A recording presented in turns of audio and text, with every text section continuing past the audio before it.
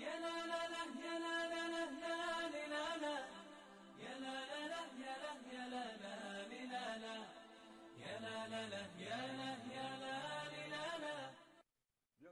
à tous sur le plateau de Canal France Algérie. Bienvenue dans ce numéro de l'émission L'Islam et nous. J'ai le plaisir aujourd'hui d'accueillir l'auteur Salim Laibi, qui vient de sortir aux éditions Fiat Lux. Vous êtes le directeur de ces éditions-là.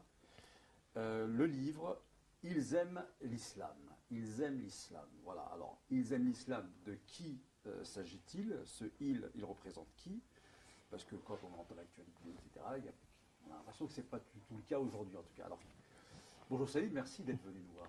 C'est moi qui vous remercie, c'est moi qui remercie la chaîne France Canal Algérie, c'est moi qui vous remercie, cher Nader, et de cette invitation, et je salue tout votre public. Alors, pourquoi ce livre? Première question. Bah, la question, elle est simple, hein, la réponse est simple, c'est que, bon, depuis maintenant une bonne, peut-être 20 ans, facilement, on observe dans les médias, et notamment chez les politiciens, une omniprésence de la question islamique dans le débat public. Hein. Je vous rappelle juste, par exemple, qu'il y a eu un ministère de l'identité nationale et qu'il y a eu un débat sur l'identité nationale qui a été mis en place par Sarkozy. Et on a régulièrement, très régulièrement, des polémiques sur tout ce qui touche à l'islam, absolument tout. Hein, que ce soit le voile pour les mamans qui vont récupérer leurs enfants à l'école, la viande halal à l'école, même les gamins de 10 ans, ils les embêtent, enfin, faut le faire. Le voile à l'université, le voile dans la rue, après ça va être la viande halal, après ça va être les mosquées, après ça va être le burkini, la plage, après ça va être... Enfin, le burkini, je vous rappelle quand même, il y a 2-3 ans, tout l'été a été... les médias en parlaient, il y a eu des bagarres en Corse, à Nice, il y a eu des arrêtés, des interdictions, il y a des femmes qui ont été... On a envoyé la police pour prendre des femmes en burkini et leur mettre des amendes qui ont d'ailleurs été annulées par les tribunaux, ce qui prouve le ridicule de la situation.